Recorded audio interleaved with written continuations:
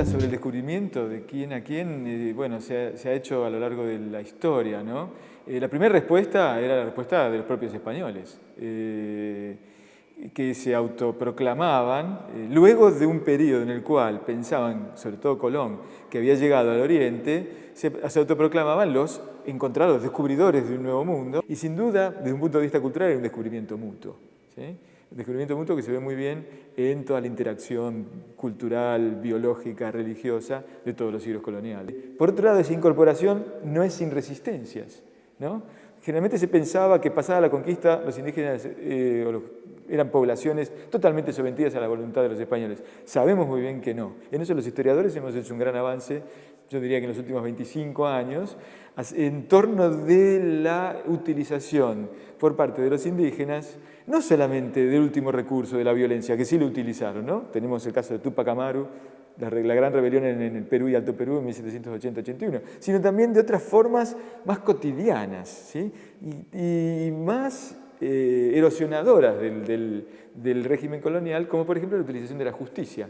Cualquier archivo colonial está lleno de papeles iniciados por los indígenas tratando de defender sus tierras, sus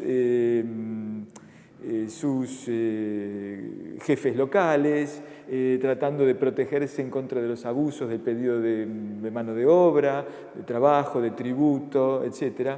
Ya nadie, creo yo, reivindica el 12 de octubre como el Día de la Raza, ¿no?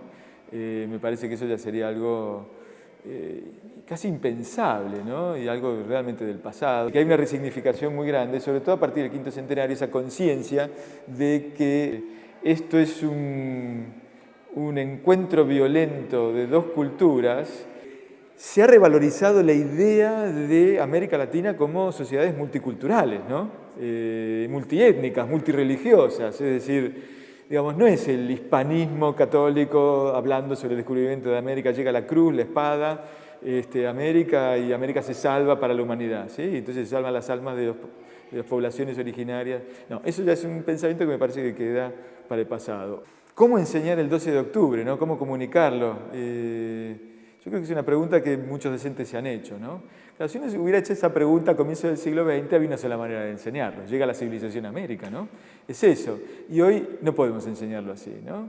Me parece que lo que habría que hacer es enseñar, en principio, a entender que ese encuentro fue un encuentro violento, ¿sí?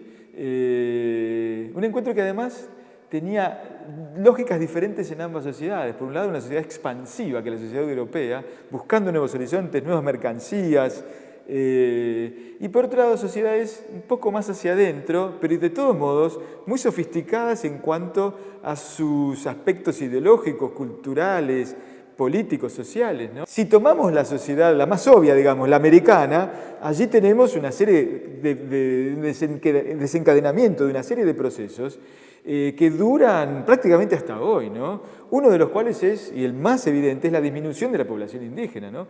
Los historiadores calculan que más o menos el 90% de la población indígena disminuye a causa de las enfermedades traídas por los europeos y de las violencias de la conquista y las exigencias de trabajo, ¿sí? Impuestas por los regímenes conquistadores, ¿no? Eso por un lado. Esto da como resultado un proceso muy fuerte, más en algunos países latinoamericanos, menos en otros, de mestizaje, a la vez biológico, cultural, ¿no? Es decir, eso me parece que es una característica de las sociedades latinoamericanas que cualquier docente debería enfatizar, ¿no? Por el otro lado, en el lado de España, de Europa en general, ¿cuáles son los cambios? Bueno, en principio en ponerse en contacto, una vez que se dieron cuenta que ese mundo era distinto, ponerse en contacto con una realidad natural y humana que les parecía en principio asombrosa, que no sabían que existía y que de alguna manera los europeos deberán procesar. Y en ese procesamiento, en esa tratar de desbrozar, de entender la naturaleza, pero también la naturaleza humana, hay una serie de incorporaciones que hacen los europeos, no solamente físicas, digo, sino también una incorporación, una apertura de horizontes. Van a conocer un mundo nuevo, donde la naturaleza es nueva, es diversa. Y por otro lado, se van a poner en contacto con estos seres que en un momento, al principio, dudaban de si eran seres humanos o no. Y van a tener que explicar que allí había seres humanos. Es una tribu de Israel perdida. Es decir, hay muchas formas de explicarlo. Finalmente, y esto es, por otro lado, una cosa interesante que ocurre en España y que no ocurre en otros lados. Hay un debate acerca de la humanidad de los indios, como se llamaban, ¿no? El famoso debate entre las Casas, Bartolomé de las Casas y Juan Ginés de Sepúlveda, ¿no? A favor y en contra respectivamente. Finalmente, la corona española, luego de ese debate, se decide a que los indios no solamente son seres humanos, sino que son seres libres.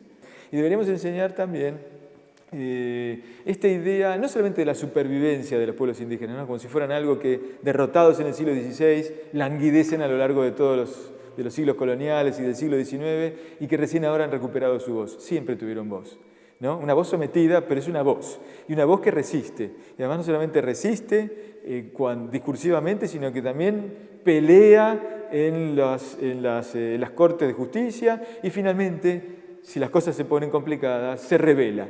Y a lo largo de los siglos coloniales va a haber una suerte de intentar correr a favor de los indígenas estas demandas del sistema colonial, poniéndole freno judicialmente, ¿no?